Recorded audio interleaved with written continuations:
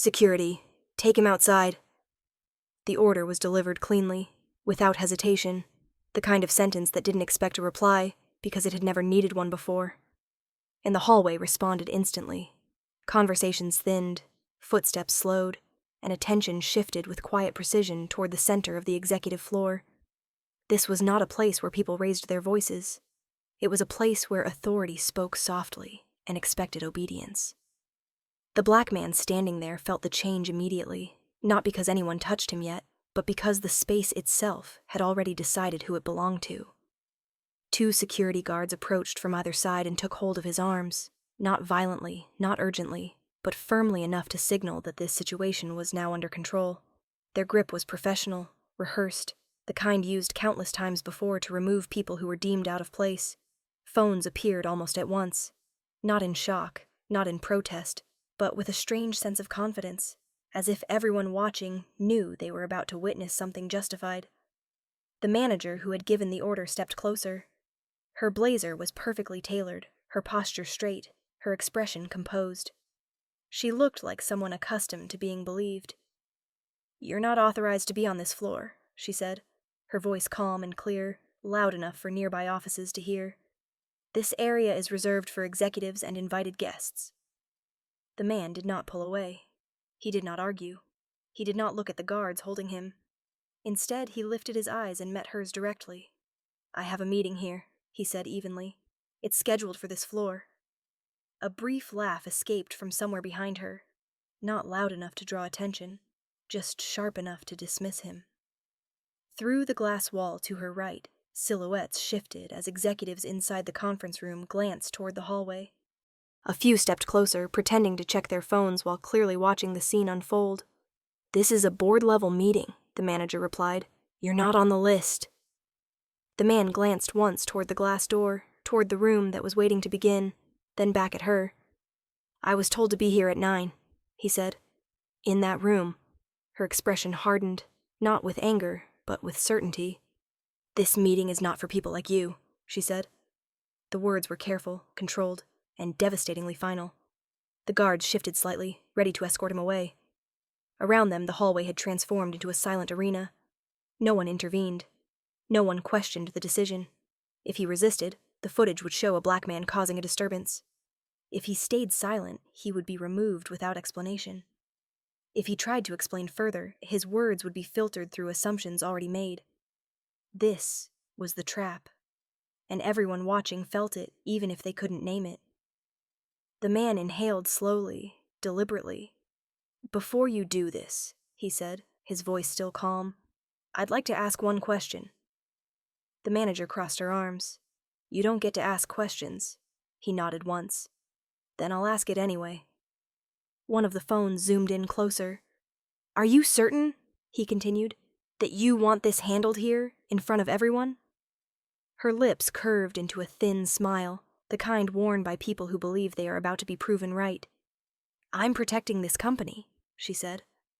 "And yes, I'm certain." In that instant, certainty solidified into something irreversible. Stay with us because this story will leave you speechless. Before we start, make sure to hit like and subscribe. And really, I'm curious. Where are you watching from? Drop your country name in the comments. I love seeing how far our stories travel. The guards tightened their grip and began to move him toward the elevators. He did not resist. He did not plead. Instead, he straightened slightly, as if aligning himself with something unseen. "All right," he said quietly. "Then let's do this properly." The manager frowned. "What does that mean?" He didn't answer. He looked past her again, toward the glass wall, toward the executives watching, toward the meeting that was supposed to begin in minutes.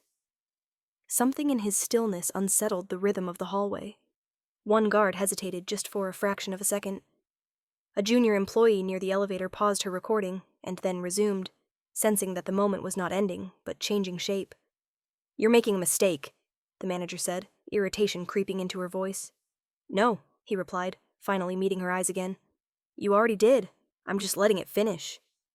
The words did not sound like a threat. They sounded like a statement of fact. A low murmur rippled through the onlookers. Someone whispered a name, uncertain, questioning. Another phone tilted, trying to capture his face more clearly. For the first time since the order had been given, doubt flickered, not in the man being held, but in the people who believed they held power.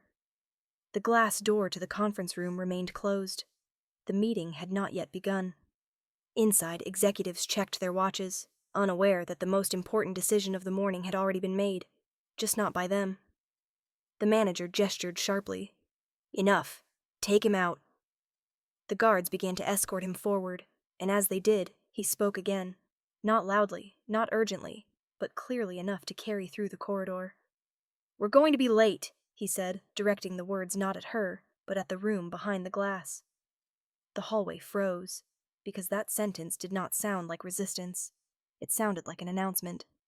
And in that moment, everyone watching felt it, the uncomfortable realization that this might not be the story they thought they were recording, that the man being escorted away might not be the one about to lose something, that the meeting behind the glass might not be waiting for the executives at all. It might be waiting for him. And as the silence deepened, it changed from the comfortable quiet of authority into the fragile stillness that comes right before power shifts. The elevator doors closed behind him with a muted chime, sealing off the executive floor and the frozen expressions left behind, and only then did the tension drain slightly from his shoulders, not because the stakes were gone, but because he finally had space to breathe. As the car descended, memories surfaced uninvited, the kind that always did when he was reminded how easily a room could decide who he was without asking. He remembered another hallway, years ago, narrower, dimmer, in a public housing complex where the paint peeled and the lights flickered, where his mother used to wait up late every night at the kitchen table, counting bills twice, because once was never enough. She had raised him alone after his father died on a night shift job that promised overtime and delivered a folded uniform instead, and from that moment on, everything in his life had been measured in trade-offs. College brochures had arrived once, glossy and hopeful, only to be stacked under eviction notices and medical forms when his younger sister got sick and the word insurance became a joke no one laughed at. He learned early how to be invisible when visibility was dangerous and how to be precise when mistakes were expensive. Talent was never the problem. Opportunity was. Years later, when he finally earned his credentials, when doors began to open slowly and cautiously, he learned another lesson just as important. No matter how far you climbed, some rooms would always see your reflection before they heard your name. The elevator stopped at the lobby, and he stepped out into the echo of footsteps and the low murmur of people passing through, blending in again by instinct, not weakness. He adjusted the strap of his worn leather bag, the one thing he refused to replace even when he could afford to, because it carried more than documents. Inside it were old notebooks filled with handwritten calculations from nights he studied by a flickering lamp, a folded photograph of his mother standing proudly outside a courthouse on the day he graduated, and a simple metal watch scratched along the edge, a gift from his sister after her first paycheck, given with the words, "So you never forget what time it really is." That watch was his anchor, a reminder that time was never just minutes and seconds, but years of endurance compressed into moments like the one he had just lived through. Outside, the city moved on, unaware of the quiet collision that had just taken place several floors above. He checked his phone and saw the missed calls and messages stacking up, each one a thread pulling him back toward the room he had been blocked from, but he didn't respond yet. He knew how these things unfolded. Pressure always built faster when silence was involved. Across the lobby, a security guard lingered near the desk, an older man with tired eyes and a posture shaped by decades of standing between rules and people. Their eyes met briefly, and the guard hesitated before giving a small, almost imperceptible nod, not of authority but of recognition. It was a look that said, "I saw what happened, and I know it wasn't right." That nod mattered more than applause ever could. It reminded him that even in rooms built to exclude, there were witnesses who understood the difference between protocol and prejudice. He stepped outside into the cool air and let it steady him, thinking of the promise he had made years ago to his sister in a hospital hallway that smelled of disinfectant and fear when she asked him why he kept pushing forward, even when it seemed like the world kept finding new ways to push him back. He had told her then that survival wasn't just about making it through. It was about making sure the next person didn't have to fight the same battles alone. That promise had followed him into every negotiation, every boardroom, every carefully calibrated silence. His phone vibrated again, this time with a message that made him stop walking. A single line, short and unmistakable, from someone whose name carried weight in glass rooms and private calendars. "Where are you?" "We're waiting." He looked back at the building, its reflective surface hiding the chaos brewing inside, and for a moment he considered how easy it would be to walk away, to let the meeting collapse under the weight of its own assumptions, to protect his pride by choosing distance. But pride had never paid hospital bills or changed systems. Presence did. He turned and headed back toward the entrance, his steps measured, not rushed, because he understood something the people upstairs did not yet realize. This wasn't about reclaiming a seat at a table. It was about redefining who got to decide who belonged at it. As he crossed the threshold, the older guard shifted slightly, opening a path without being asked, his eyes steady, his expression resolute. No words were exchanged, but the message was clear. "You're not alone in this." And as the elevator doors closed again and carried him upward, the weight of his past, his responsibilities, and the generations watching through him settled into place, not as a burden, but as armor. Whatever waited behind that glass door would not just test his credentials or his patience. It would test the story the building told itself about power, dignity, and worth. And this time, he was ready to let that story be seen. The elevator climbed in near silence, each passing floor tightening the invisible grip of what was about to happen. And by the time the doors opened again onto the executive level, the atmosphere had changed completely. The hallway that had moments ago felt controlled and assured now carried a brittle tension, as if the building itself sensed that something had slipped out of alignment. Phones were no longer casually raised. They were held steady, deliberate, their lenses trained with intent. The small crowd had grown. People who had no business being there had found reasons to linger, pretending to check emails, pretending to wait for calls, all of them drawn by the same instinct that tells an audience when a performance is about to cross the point of no return. The manager stood exactly where she had been before, arms crossed, posture rigid, her certainty still intact, but stretched thin at the edges. She did not step aside when she saw him return. Instead, she lifted her chin slightly, a reflex born of pride and position, and said, "I told you to leave." Her voice carried farther this time, sharp enough to slice through the murmurs, loud enough to make the moment irreversible. This was no longer about procedure. It was about winning in public. The guards hesitated, exchanging a glance that lasted a fraction too long, and in that pause the hallway leaned forward as one. The man felt it then, the tightening of the arena, the way curiosity had hardened into expectation. This wasn't an incident anymore. It was entertainment. Someone near the elevators whispered, "Is this really happening?" And another voice replied, "Just watch." He looked around and saw the faces clearly now, the anticipation, the hunger for a clean ending that would confirm what everyone thought they already knew. The manager took a step closer, lowering her voice just enough to sound reasonable, a calculated move. "You've had your moment," she said. "Don't make this worse for yourself." For the first time, something flickered across her expression, gone almost as quickly as it appeared. Doubt, thin and unwelcome. It wasn't about him. It was about the room, about the way the crowd hadn't dispersed, about the phones that hadn't lowered, about the fact that this scene was taking longer than it should have. He noticed it, the brief crack in her armor, and understood that she felt it too. This was slipping beyond her control. The glass wall to the conference room reflected the entire tableau back at them, a distorted mirror of power and assumption, and inside, the executives were no longer pretending not to watch. They stood openly now, pressed close to the glass, their faces tight with impatience and curiosity. The meeting was late. Schedules were being disrupted. That, more than anything, began to matter. "We're starting," one of them mouthed through the glass, tapping his watch. The manager waved him off without looking, her focus locked on the man in front of her, as if conceding attention elsewhere would fracture her authority completely. "You are delaying an important meeting," she said, raising her voice again. "Security, escort him out now." The guards moved, and in that instant everything narrowed for him.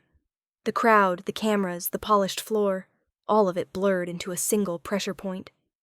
He thought of his mother's tired hands smoothing out bills that never quite added up, of his sister's voice steadying him when he doubted himself, of the watch on his wrist marking not just time, but survival. He understood then that silence would no longer protect him. If he allowed himself to be removed now, the story would end exactly where they wanted it to end. He would be the disruption. They would be the solution. And nothing would change. The realization settled with unexpected calm. He straightened, not to resist, but to be seen. "Stop!" he said, not loudly, but with a clarity that cut through the noise. The guards froze, surprised less by the word than by the way it was spoken. He turned slightly, angling his body so the glass wall reflected him clearly, so the executives inside could not look away even if they wanted to. "This meeting is already delayed," he continued, his voice steady. "Not by me, by the assumption that I didn't belong." A murmur rippled through the hallway, sharper now, edged with discomfort. The manager scoffed, but the sound rang hollow. "This is not the time," she said. "This is not the place." He met her eyes, and for the first time he saw uncertainty settle there fully, no longer a flicker, but a presence she could not dismiss. "It's exactly the time," he replied, "and you made it the place." Someone's phone buzzed with notifications piling up, the soft chime a reminder that this moment was escaping the building, that it was being carried outward into spaces far less forgiving than this one. The manager glanced around, realizing too late that the audience was no longer passive. They were invested. They were waiting. The arena had closed. "I will not be spoken to like this," she snapped, but her words lacked their earlier weight. He nodded once, acknowledging the statement without yielding to it. "You've already spoken," he said. "So has everyone else." He paused, letting the silence stretch, feeling the eyes on him, feeling the collective breath held in that corridor. In that pause, memories surfaced again, not of struggle this time, but of preparation, of nights spent learning how systems worked so that one day he could navigate them without apology. He realized that this was that day. The manager gestured sharply. "Enough," she said, her voice tight. "Remove him." The guards looked at her, then at him, then at the glass wall behind him, where the executives stood watching their authority unravel in real time. One guard shifted his stance, uncomfortable. The other cleared his throat but did not move. The hesitation was small, but it was everything. It told the room that the script had broken. The manager's eyes widened just slightly. "What are you waiting for?" she demanded. He answered before they could. "I'm choosing to stay," he said. "And if you want me gone, you're going to have to explain why to everyone watching." The words landed heavier than he expected, not because they were confrontational, but because they were true. For a moment, no one spoke. The phones kept recording. The executives behind the glass exchanged looks, calculations forming behind their eyes. This was no longer about removing one man. It was about explaining a decision that suddenly required justification. The manager opened her mouth, then closed it, her certainty finally faltering under the weight of visibility. She had wanted a quick, clean removal. Instead, she had built a stage she could no longer control. The point of no return had been crossed, and everyone in that hallway felt it. Whatever happened next would not be undone by apologies or procedure. It would define who held power in that building, and who would be forced to answer for how they used it. And standing there, at the center of it all, the man understood that there was no stepping back now. Silence would erase him. Compliance would erase him. The only path left was forward, straight into the truth they had tried so hard not to see. The glass door finally opened with a soft hydraulic sigh, not dramatic, not ceremonial, but the sound cut through the corridor like a blade, and every conversation died instantly. One of the executives stepped out, irritation visible on his face, ready to end the disruption, ready to reassert order. But he stopped when he saw the full scene laid out before him. The guards frozen mid-action, the phones raised, the manager rigid with defiance, and the man standing at the center of it all with a calm that did not belong to someone about to be removed. "What is going on?" the executive asked sharply, his eyes moving from the manager to the guards, and finally to the man. The manager seized the opening immediately. "This individual is refusing to leave a restricted area," she said, her voice clipped, rehearsed, already framing the narrative. He's disrupting a critical meeting. The executive's gaze settled on the man, assessing him quickly, unconsciously, and for a split second the same assumptions flickered there too. "Sir," he said, "this floor is restricted. If you don't belong here—" The man raised a hand slightly, not in interruption but in request, the smallest gesture that nonetheless stopped the sentence from finishing. "Before you decide that," he said, "may I have 30 seconds?" A murmur rippled through the hallway. 30 seconds felt harmless. Contained. The executive hesitated, aware of the cameras, aware of the audience beyond the glass. Denying him now would look like fear. 30 seconds, he said curtly. That's it? The man nodded once.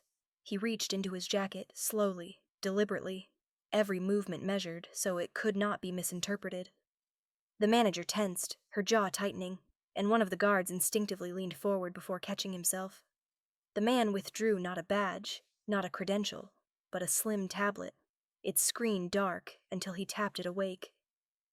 "I won't take long," he said. "I just want to show you why I'm here." He stepped closer to the glass wall, angling the screen so it reflected into the conference room, where the remaining executives leaned forward, curiosity now overriding impatience. The screen filled with a dashboard of numbers, graphs moving in real time, clean and precise. "These projections," he continued, "are for the acquisition you're discussing right now." A sharp intake of breath came from inside the room. One executive frowned. "That information is confidential." The man didn't look at him. He scrolled once, smoothly. "This scenario," he said, "assumes your current cost structure holds through Q3. It doesn't." He tapped again and the graph dipped sharply. "Your logistics exposure alone will erase 8% of your margin by August." The hallway was silent now, not the tense silence of confrontation, but the deeper silence of attention. The executive who had stepped out glanced back at his colleagues through the glass, uncertainty creeping into his expression. "That's not accurate," the manager said quickly, too quickly. "He has no way of knowing that." The man finally turned to face her. "Your secondary supplier renegotiated last quarter," he said evenly. "It didn't make the board's summary because it was flagged as temporary." He paused, then added, "It wasn't." Inside the room, someone swore under their breath. The executive's face had gone pale. "How do you know this?" he asked. The man looked down at the watch on his wrist, the scratched metal catching the light, then back up. "Because I built the model your team is using," he said. The words didn't land all at once. They moved through the hallway in stages, first confusion, then disbelief, then something closer to shock. The manager laughed, a brittle sound. "That's impossible," she said. "You expect us to believe you?" "That I wrote the risk framework you approved 3 months ago?" he finished calmly. He swiped again, pulling up a document header, names scrolling past until one stopped. His name. Clear. Undeniable. For a heartbeat, no one spoke. Phones wavered, then steadied again as if the people recording sensed they had reached the center of the story. "There's a flaw in your timeline," the man continued, his voice steady, unhurried. "If you sign today without adjusting for this exposure, you'll spend the next 18 months explaining losses you could have prevented." He paused, then added, "I was invited here to explain that." The executive swallowed hard. "You're saying you're the consultant?" The man nodded. "The lead." The manager's face drained of color. "This is a misunderstanding," she said, her voice suddenly softer, searching for an exit. "If there's been a mistake—" "There has," the man agreed. "Just not the one you think." He turned back to the executive. "May I finish?" The executive hesitated, then nodded slowly. "Go on."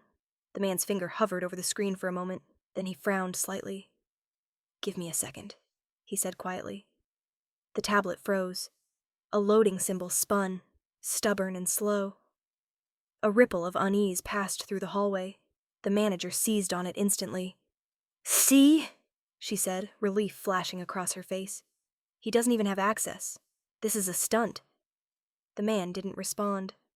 He waited, breathing evenly, the seconds stretching.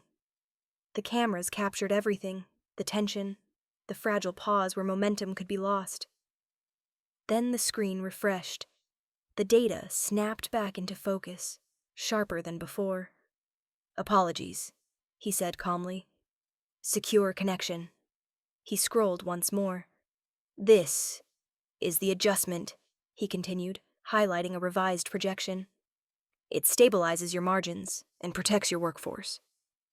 Inside the room, an executive leaned forward, recognition dawning. This is the alternative model," he said quietly. "The one we couldn't get to converge." The man nodded. "It converges if you stop optimizing for short-term optics and start optimizing for reality." A stunned silence followed. The manager looked from face to face, realizing she was no longer the center of the room, no longer even relevant to the conversation unfolding. The executive straightened, authority shifting palpably. "Why weren't we briefed on this?" he asked, directing the question not at the man, but at his own team. No one answered. The man lowered the tablet. "I was scheduled to brief you," he said, "at 9. The words hung in the air, heavy with implication. For a long moment, the only sound was the low hum of the building systems. Then the executive stepped fully into the hallway and did something no one expected. He extended his hand. "Please," he said, his voice controlled but respectful. "Come inside." The guards released their grip immediately, almost embarrassed by it now. The phones kept recording as the man stepped past the manager, who stood frozen, her authority evaporating in real time. As he crossed the threshold into the conference room, the atmosphere shifted completely. Chairs scraped back. People stood. Not out of obligation, but recognition. The man paused just inside the room, turning once more to face the hallway, the cameras, the witnesses. "This," he said quietly, "is why assumptions are expensive." No one laughed. No one spoke. The room had moved through disbelief into something deeper, something final. The truth had been revealed not through argument or volume, but through competence so clear it left no room to deny it. And as the glass door closed behind him, sealing the room he had always belonged in, everyone watching understood that the performance was over. The verdict had already been delivered. The room did not erupt when he entered. It did something far more decisive. It recalibrated. Chairs that had been angled for casual authority straightened. Laptops that had been half-closed reopened with urgency, and conversations that once flowed around him now oriented toward him without anyone announcing the shift. The glass door sealed with a soft click behind his back, and with it sealed the last illusion that the hallway had been the center of control. Inside the conference room, the air felt denser, quieter, charged with the recognition that something had already changed and could not be undone. The executive who had extended his hand gestured toward the head of the table, not as a command but an invitation, and when the man moved there, no one objected, no one hesitated. They simply adjusted, making space in the way people do when they finally understand where gravity belongs. The screens along the wall refreshed to his dashboard, numbers aligning, projections stabilizing, and as he spoke again, the cadence remained calm, unhurried, but the effect was immediate and unmistakable. Heads nodded, pens moved, questions sharpened. What had been skepticism moments earlier turned into concentration, then into something like relief. Outside the room, through the glass, the hallway audience pressed closer, phones still raised, capturing a scene that no longer looked like a confrontation, but like a correction. The manager stood just beyond the threshold, arms now slack at her sides, watching authority flow past her as if she were no longer part of the circuit. Inside, the executive cleared his throat and addressed the room. "Let's proceed," he said, but the words no longer belonged to him. They belonged to the process the man had set in motion. He guided them through the adjustment step by step, translating risk into action, action into consequence, consequence into solvency, and the room followed because it made sense, because it worked, because it was true. When he paused, an older director leaned forward, eyes intent, and said, "You just saved us from signing a loss." The man nodded, not smiling, not deflecting, simply acknowledging the outcome as the natural result of preparation. Meeting reality. Applause began somewhere near the back, tentative at first, then spreading. Not the raucous kind that begs to be seen, but the standing recognition of people who understood they had been given clarity when they most needed it. He remained seated until the clapping subsided, then stood only because it felt appropriate, because the room had already stood for him. Outside the glass, the older security guard from the lobby had found his way up, drawn by the commotion, and when their eyes met through the reflection, the guard nodded again, this time with a faint smile, the first person that day to acknowledge him without condition, without assumption, without hesitation.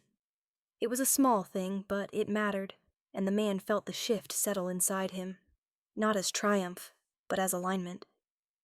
He realized then that the tightness he had carried for years, the constant readiness to explain himself, to justify his presence, had loosened. Not because the room had approved him, but because he no longer needed it to. The executive turned toward the glass and motioned for the manager to step inside. She did so reluctantly, her posture stiff, her confidence reduced to procedure.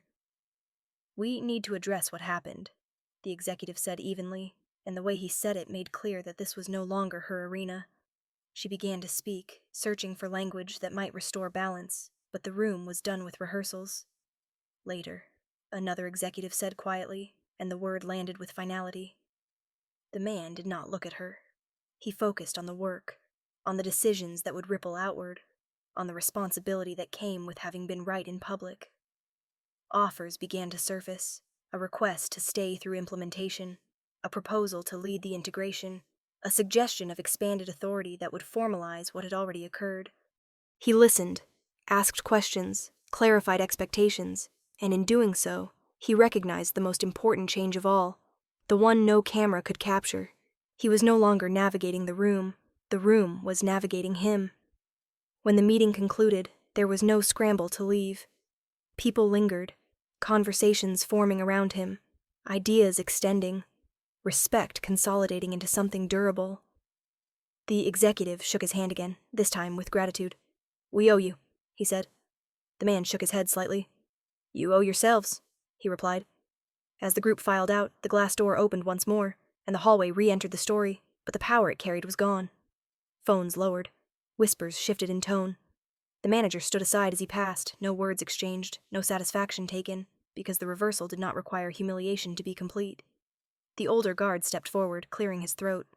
"Sir," he said, offering a simple, respectful acknowledgement that carried more weight than any title. The man thanked him, briefly, sincerely, and continued on. In the elevator, as it descended, he caught his reflection in the mirrored wall and saw not the image others had projected onto him, but the one he had always known, steady, prepared, intact. The scratched watch on his wrist ticked softly, marking not victory, but continuity. He thought of his mother's table, his sister's promise, the countless rooms he had entered cautiously, and felt something shift again, deeper this time. He had not just been recognized. He had recognized himself, fully, without caveat. By the time the elevator doors opened to the lobby, the building behind him had already begun to change. Conversations reordering, authority recalculating, a system correcting course because it had been forced to see itself clearly. He stepped into the light with the knowledge that he had walked out of a cage he hadn't realized he was still carrying, and that he would never step back into it again.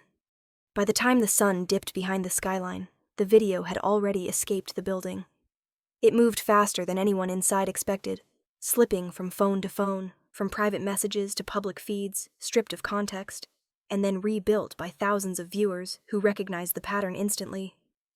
A black man restrained in a corporate hallway, a manager's voice issuing a command, a room watching before it understood what it was watching.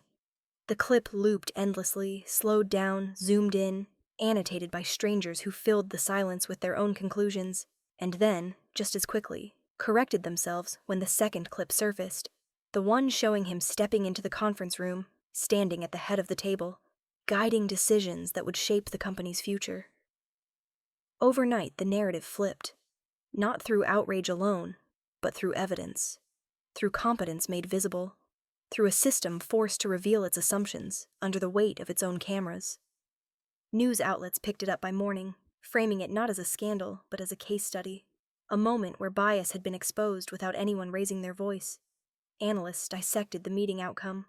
Commentators replayed the hallway exchange frame by frame.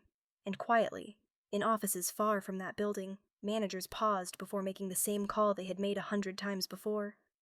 Inside the company, consequences arrived without drama. The board convened an emergency session, not to assign blame publicly, but to stabilize what had been shaken.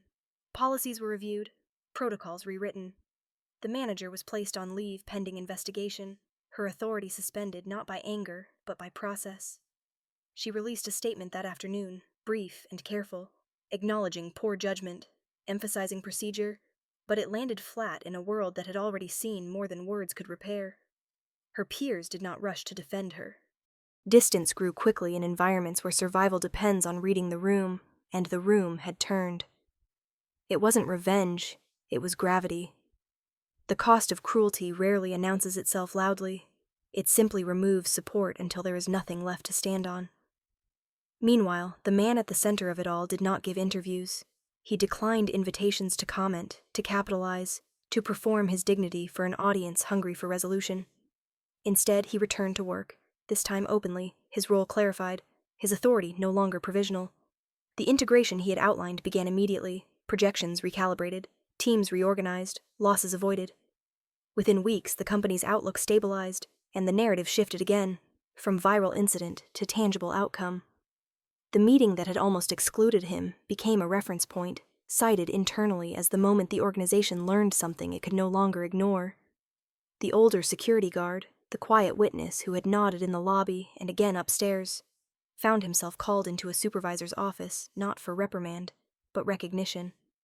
His hesitation, his refusal to escalate without certainty, had been noted, and in a system suddenly eager to demonstrate learning, he was promoted, tasked with training others to pause before acting on assumption. He carried that responsibility seriously, reminding new hires that protocol existed to protect people, not to erase them. For him, the day closed a circle too, validating instincts he had trusted quietly for years. As for the manager, the consequences unfolded slowly, more painful for their subtlety. Opportunities dried up, invitations stopped arriving. In meetings elsewhere, her name carried an unspoken footnote. She completed training, issued apologies, complied with reviews, but the damage had already settled into the spaces where trust once lived. The system did not punish her with spectacle. It corrected around her, leaving her to confront the gap between intention and impact on her own. Months later, when the story resurfaced in a business journal as part of a broader discussion on institutional bias, her role was reduced to a paragraph, a cautionary example rather than a villain. The man read that article quietly one evening, the scratched watch on his wrist catching the lamplight as he turned the page. He thought of his mother, gone now, and wished she could have seen not the video, but the aftermath, the way a single moment, handled without fury, had shifted trajectories for people he would never meet. He thought of his sister, healthy and thriving, who texted him a simple message that night, "Proud of you. Always." He replied with a smile, knowing she understood what the world was still learning, that excellence had never been the surprise. Visibility was. Weeks turned into months, and the building where it all began changed in ways both visible and invisible. New signage emphasized values that had once been assumed. Training sessions grew less performative and more practical. Decision-making slowed just enough to allow questions that had been skipped before. None of it made headlines, but all of it mattered. The glass hallway remained, polished as ever, but those who walked it carried a memory now, a reminder etched not in stone, but in behavior. On the anniversary of the meeting, the man stood again outside the conference room, this time by choice, watching a new group gather inside. He adjusted the watch on his wrist and smiled faintly, not because the moment belonged to him anymore, but because it no longer needed to. The door opened, and he entered without hesitation, without explanation, without anyone questioning why. The circle closed quietly, as most meaningful ones do. The opening command that had tried to remove him had lost its power, replaced by a simpler truth the building now carried forward. Excellence had always been there. Only now had the world finally been forced to see it,